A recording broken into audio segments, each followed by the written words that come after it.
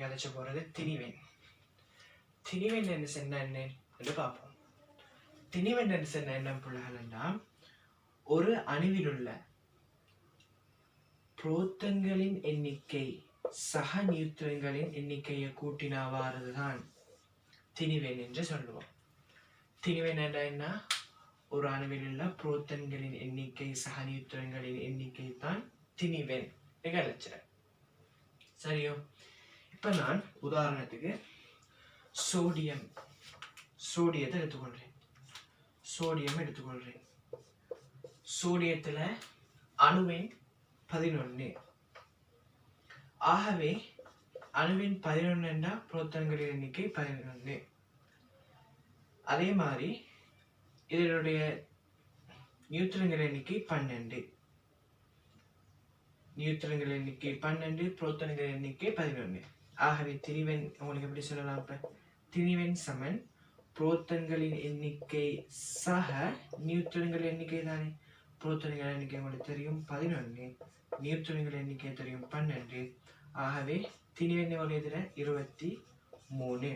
ஆகவே சோடியத்தினது திணிவெண் 23. திணிவெண் என்ன புலகள்? திணிவெண் என்று சொல்றது என்ன? நியூட்ரன்களின் எண்ணிக்கை சக புரோட்டான்களின் எண்ணிக்கை தான் திணிவெண் என்று அழைக்கப்படும். எக்ஸாம்பிளுக்கு நான் சோடியம் அணுவை கருதுறேன். சோடியத்தில அணுவெண் 11. ஆகவே புரோட்டான்களின் எண்ணிக்கையும் 11, இலத்திரன்கள் எண்ணிக்கையும் 11. இலத்திரன் எண்ணிக்கை 11 ஈக்கிற சந்தர்ப்பத்தில் இந்த சோடியம் ஒரு இலத்தினை ஏற்றோ அல்லது இழக்காத சந்தர்ப்பத்தில் மாத்திரம்தான் புரோட்டான்களின் எண்ணிக்கை இலத்திரன்களின் எண்ணிக்கைக்கு சமனாக காணப்படும். சந்தர்ப்பத்தில் இது ஒரு அணுவாகத்தான் இருக்குது, அயனாக மாறில. ஆகவே புரோட்டான்கள் எண்ணிக்கை இலத்திரன்கள் எண்ணிக்கைக்கு சமன். அதை கன்செப்ட் விட்டுட்டு பாருங்க.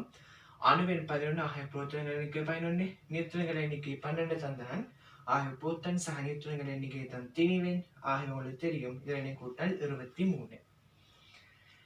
இதை திணிவெண் நிலத்தை இங்கிலீஷால் நாங்க ஏ என்ற மாதிரி குறிக்கிறோம். அணுவெண்ண இசட் என்று குறிச்சோம் இல்லையா? இப்ப நான் எப்படி இந்த அணுவெண்ணெய் திணிவெண்ணெய் ஒரு மூலகத்துல குறிக்க காட்டுறோம் பார்ப்போம். இப்ப நான் எக்ஸ் என்ற ஒரு மூலகத்தை எடுக்கிறேன். இந்த எக்ஸ் என்ற மூலகம் இப்ப இது வலது பக்கம், இது இடது பக்கம் இல்லையா? இது வலது பக்கம், இது இடது பக்கம். அப்படி என்றா இடது பக்க கீழ் மூலையிலே அணுவெண்ணையும் இடது பக்க மேல் மூலையில் திணிவெண்ணையும் குறித்து காட்டுதல் வேண்டும். இல்லையா பிள்ளைகள்?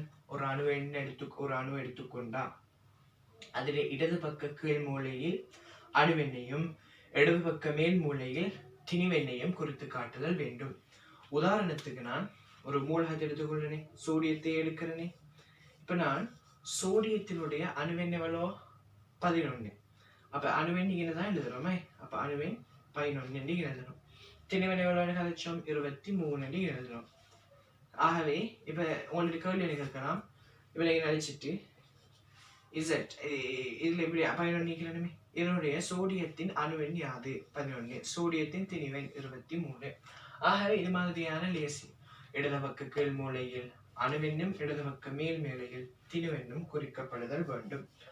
அடுத்தது திணிவெண் விலையினா விளங்கிக்கும். திணிவெண் என்ற அணுவெண் தொடர்பாக ஒரு விளக்கம் வேணும். அதை கொஞ்சம் நல்லா தெரிஞ்சு வச்சுக்கோங்க. அடுத்தது புள்ளைகள் இலத்திரன் நிலை அமைப்பு. இலத்திரன்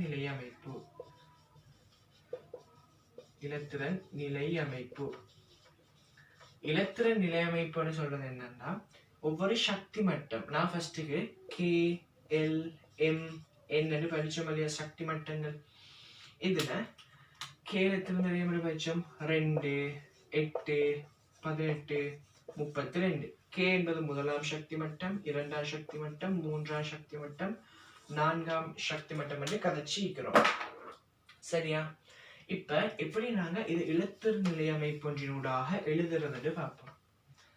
இப்ப நான் இதுக்கும் ஒரு சோடியத்தையே கருதுறேன். சோடியத்துல அணுவெண் எவ்வளவு? 11. அப்ப புள்ளைகள் முதலாம் சக்தி மட்டத்துல எத்தனை நிறையலாம்? 2. ஆகவே 2 இப்படியே போடுறேன். இரண்டாம் சக்தி மட்டத்துல 8. ஆகவே 2 மற்றும் 10 1 மீதி. அடுத்ததுல 1 போடுறேன். அதே மாதிரி மெக்னீஷியத்தை பார்ப்போம். இப்ப இதுதானே அணுவெண் போடுறது. அப்ப மெக்னீஷியம் 12, 2 ஒரு 8, எத்தனை மீதி? 2. அது மாதிரி நாங்க கால்சியம் 20. பார்த்தா 2 8 இன்னும் ஒரு 8 போடலாமே. 8 8 தான் நிறையும். 2 8 8 எத்தனை மீதி? 2 மீதி. விளங்கினோம். இதுகள் விளங்கி பாருங்க. சோடியத்துல அணுவின் 11 ஆகவே 2 8 1 எப்படி என்ன நிறையிற இப்படிதான் நிறையும். 2 8 8 மாதிரி தான் நிறையிற. சோடியத்துல பாருங்க 2 சரியா. அடுத்த 8 1 ஆகவே 11 பூர்த்தியாகி ஆச்சு. மெக்னீசியம் எடுத்துக்கொண்டாலும் 2 8 2 12 பூர்த்தியாகிச்சு. 2 8 8 2 20. விளையினோம். இப்ப இலத்திர நிலை அமைப்பு இப்படித்தான் எழுதுறேன். ஆகவே இலத்திர நிலை அமைப்பு விளையினா இப்ப இதை வச்சுதான் நாங்க அடுத்த விஷயங்களை கதைச்சு போறது. சரியோ. இப்போ விளங்கினதுகள் இலத்திர நிலை அமைப்பு எழுதுறது. ஆகவே நான் நோமலா தான் விளங்க முடியுது. உண்மையில லேசியான இலத்திர அமைப்பு மெக்னீசியம் 12 2 8 2 சோடியம் 2 8 1. ஆகவே அதுகளுமே வச்சுக்கோங்க. அடுத்தது ஆவர்த்தன அட்டவணை. அடுத்தது பிள்ளைகள் ஒரு இலகுவான பாடம். நவீன ஆவர்த்தன அட்டவணை. சரியோ. நவீன ஆவர்த்தன அட்டவணை ஒரு லேசான பாடம்.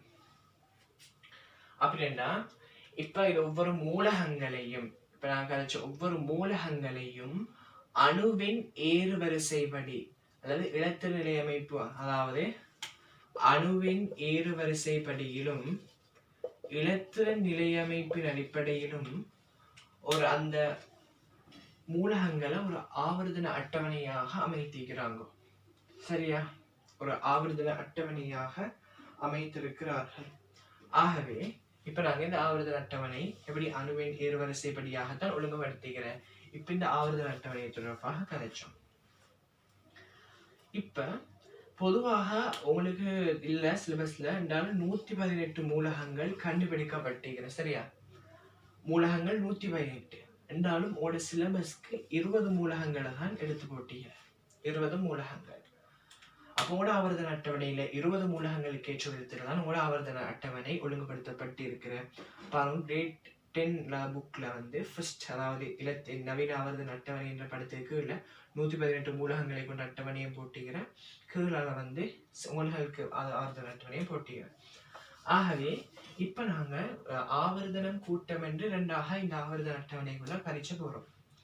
இப்ப ஆவர்த்தனம் என்றால் என்ன, கூட்டம் என்றால் என்னன்னு தெரிஞ்சு வச்சுக்கிறது. முதல்ல ஆவர்த்தன அட்டவணை எழுதுறதுக்கு ஒரு இலகுவான இதோட சொல்லித்தர போறேன். இப்ப பாருங்க நான் அடிக்கிற மாதிரி அட்டவணையில ஞாபகம் வச்சுக்கோங்க. முதல்ல 4 சரியா. 4 அதுக்கப்புறம் 3 சரி. அதுக்கப்புறம் பாருங்க 1 2 3 4 5 6 7 8 அடிச்சு வாங்க.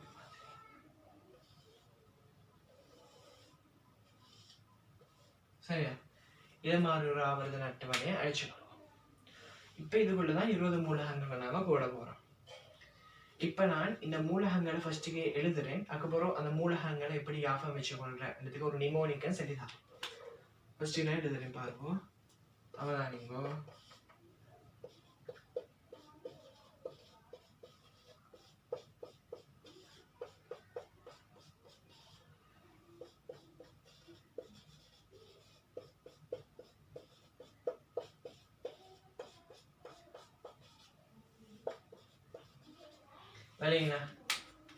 இதுதான் ஆவர்த்தன அட்டவணை. உங்களுக்கு தரப்பட்டிருக்கிற ஆவர்த்தன அட்டவணை. இதுதான் அதுல இருக்கிற மூலகங்கள். இது எப்படி ஒழுங்குபடுத்தப்பட்டிருக்கிற அணுவின் ஏறுவரிசை. இதில் அணுவின் 1, இதில் அணுவின் 2, இதில் அணுவின் 3, இதில் அணுவின் 4, இதில் அணுவின் 5, இதில் 6, இதனுடைய 7, இதனுடைய 8, இதில் அணுவின் 9, இதில் அணுவின் 10, இதில் அணுவின் 11, இதில் அணுவின் 12, இதில் 13, இதில் 14, இதில் 15, 16, 17, 18, 19, 20. இந்த அணுவின் ஏறுவரிசைப்படிதான் இந்த ஆவர்த்தன அட்டவணை ஒழுங்குபடுத்தப்பட்ட 2 விஷயம் விளங்கினா அது விளங்கிக்கும். இப்ப நான் எப்படி இந்த மூலகங்களை ஞாபகம் வச்சு கொள்றது பாருங்க.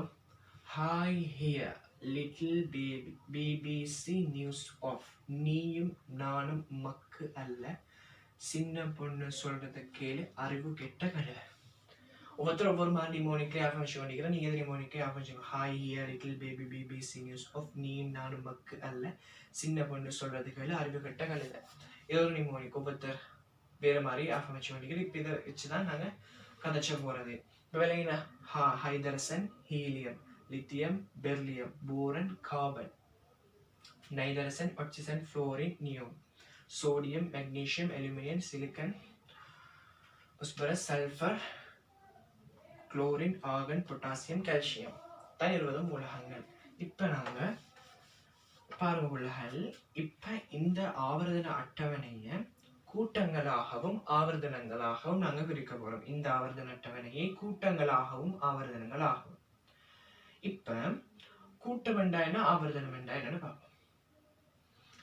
நீங்க நல்லா சொல்லுங்க. கூட்டம் என்று சொல்றது என்னன்னா எப்பவுமே நிலை குத்தாக காணப்படுவது, அதாவது இந்த ஆவர்த்தன அட்டவணையில் நிலை குத்தாக காணப்படுறது வரிசைகளை நாங்கள் சொல்ல நிலை குத்து வரிசைகள் தான் நாங்கள் சொல்ல கூட்டம். ஒரு ஆவர்த்தன அட்டவணையில் காணப்படும் நிலை குத்து வரிசைக்கு வழங்கப்படுகின்ற பேர் தான் கூட்டம். அது கொள்ளப்படாது. இந்த கூட்டம் ஒரு ஆவர்த்தன அட்டவணையில் 8 கூட்டங்கள் காணப்படும். ஒரு ஆவர்த்தன அட்டவணையில் 8 கூட்டம் பாருங்க. நிலை குத்து வரிசை எத்தனைங்கிறேன் 1. நாங்கள் இதை ரோம் இலக்கங்களால் குறித்து காட்டுவோம். 2 3 4 5 6 7 8 அல்லது இப்படியும் குறிச்சு காட்டுறேன். சரியோ 8 ஆவர்த்தனம் நிலை குத்தாக 8 ஆகவே 8 ஆவர்த்தனம். அடுத்தது இவ்வாறு கிடையாக இருப்பவை எல்லாம் ஆவர்த்தனம். அதாவது கிடை நிறைகளாக இருப்பது ஃபர்ஸ்ட் நிறை செகண்ட் நிறை 3 4 உங்களுக்கு அது இப்ப நித்திரை செய்த நாங்க கிடையாக தானே. அப்ப நிறைகளா நிறை நித்திரை செய்த நாங்க கிடையாக. அப்ப நிறையெல்லாம் ஆவர்த்தனங்கள். ஆகவே 8 கூட்டம். உங்களுக்கு 4 ஆவர்த்தனம் தான் உங்களோட ஆவர்த்தன அட்டவணையில இருக்கிறேன். ஆனால் அது 118 மூலகங்களை கொண்ட ஆவர்த்தனம் 7 ஆவர்த்தனங்களை கொண்ட ஒரு ஆவர்த்தன அட்டவணை. ஆகவே நீங்களும் எத்தனை ஆவர்த்தனம் நீக்கிறேன்னு கேட்டா 7 ஆவர்த்தனம் தான் கொடுக்கணும். 4 ஆவர்த்தனம் கொடுத்தா என்ன பிளஸ் போடுவாங்க. நல்லா சொல்லுங்க. 7 ஆவர்த்தனம் 8 கூட்டம். ஆகவே இது முதலாம் ஆவர்த்தனம், 2ஆம் ஆவர்த்தனம், 3ஆம் ஆவர்த்தனம், 4ஆம் ஆவர்த்தனம். ஆகவே கிடையாக இருப்பவை எல்லாம் ஆவர்த்தனங்கள் என்றும் நிலை குத்தாக இருப்பவை எல்லாம் கூட்டங்கள் என்றும் நாங்கள் சொல்றோம். எத்தனை ஆவர்த்தனம் 7 ஆவர்த்தனம். எத்தனை கூட்டம் 8 கூட்டம். இப்ப நாங்க இப்போ ஒரு நடிக்க ஒரு அணுவை எடுத்துக்கொண்டா அல்லது ஒரு மூலகத்தை எடுத்துக்கொண்டா அது எத்தனையாம் ஆவர்த்தனம் எத்தனாம் கூட்டம் என்று எப்படி நாங்க கண்டறிகிறேன் பார்ப்போம். இப்ப நான் இதை போரன் எடுத்துக்கொள்றேன். இது பி எடுத்துக்கொள்றேன். சரியா? இதுல எத்தனை அணுவின் 5 இலத்திரணை அமைப்பு உங்களுக்கு எழுதலாம். 2 3 விளையினா. இப்ப எத்தனை சக்தி மட்டங்கள் இருக்குது? இது முதலாம் சக்தி மட்டம், 2ஆம் சக்தி மட்டம். ஆகவே எத்தனை சக்தி மட்டங்கள் இருக்கிறோ அது ஆவர்த்தனங்களை குறித்து காட்டும். இது முதலாம் சக்தி மட்டம், 2ஆம் சக்தி மட்டம். ஆகவே 2 சக்தி மட்டங்கள் காணப்படுது. ஆகவே 2ஆம் ஆவர்த்தனம் எங்களை செல்ல இயலும். விளையினோ. அதை நான் கார்பன் எடுத்துக்கொள்வேன். கார்பன் 6 கார்பன் 2 4 2 முதலாம் சக்தி மட்டம், 2ஆம் சக்தி மட்டம். ஆகவே 2 சக்தி மட்டங்கள், இதுவும் 2ஆம் ஆவர்த்தனம். அதை நான் கால்சியத்தை எடுத்துக்கொள்வேன்.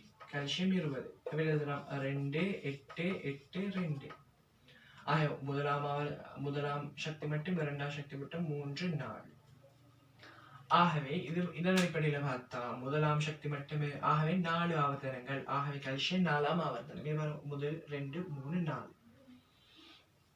அப்ப ஆவர்த்தனங்கள் கிளியரா? நடுவில் பார்த்தீங்கன்னா குளோரின் 17 2 8 7 முதலாம் 2 3. ஆகவே 3ஆம் ஆவர்த்தனம் 1 2 3.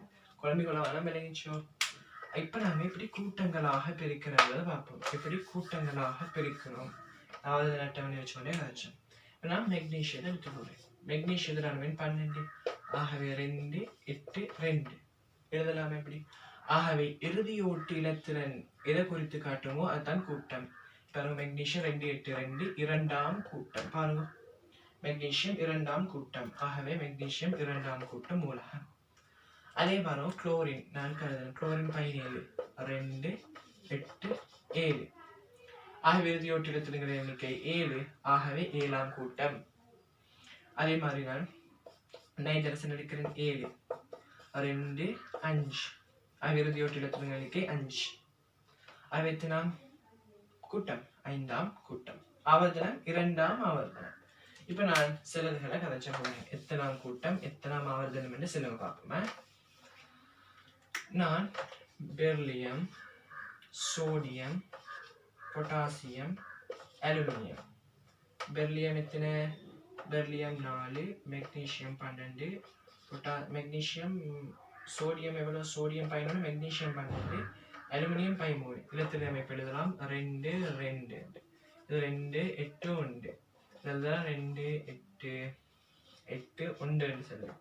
இதெல்லாம் 2 8 3 என்று. இப்போ புள்ளகள் ஃபர்ஸ்ட் உள்ளது எத்தனாம் ஆவர்த்தனம்? 1 2 சக்தி மட்டங்கள் இருக்குது. ஆகவே 2ஆம் ஆவர்த்தனம் எத்தனாம் கூட்டம்? இறுதியோட்டு இலத்திரங்கள் நிற்க 2 2ஆம் கூட்டம். 2ஆம் ஆவர்த்தனமும் தான் 2ஆம் கூட்டமும் தான். 1 2 3 3ஆம் ஆவர்த்தனம் முதலாம் கூட்டம். 1 2 3 4 4ஆம் ஆவர்த்தனம் எத்தனாம் கூட்டம்? முதலாம் கூட்டம். 1 2 3 3ஆம் ஆவர்த்தனம் 3ஆம் கூட்டம்.